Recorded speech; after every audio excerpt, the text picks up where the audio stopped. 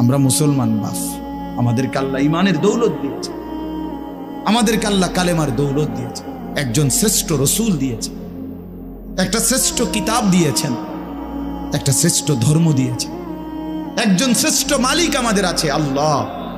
আমাদের চারটি জিনিস আমাদের কাছে আছে সর্বশ্রেষ্ঠ। আমরা ভাগ্যবান। আমাদের সর্বশ্রেষ্ঠ আল্লাহ, আমাদের রসুল সর্বশ্রেষ্ঠ, আমাদের কিতাব সর্বশ্রেষ্ঠ, আমাদের ধর্ম সর্বশ্রেষ্ঠ। চারটি সর্বশ্রেষ্ঠ নিয়ামত যার কাছে আছে, সে নষ্ট হবে কেন? সে চরিত্রহীন হবে কেন? সে গুমরা হবে কেন? পথ হারা হবে কেন? সে জাহান্নামী। তাইলে জান্নাত কার জন্য আল্লাহ বানাইল?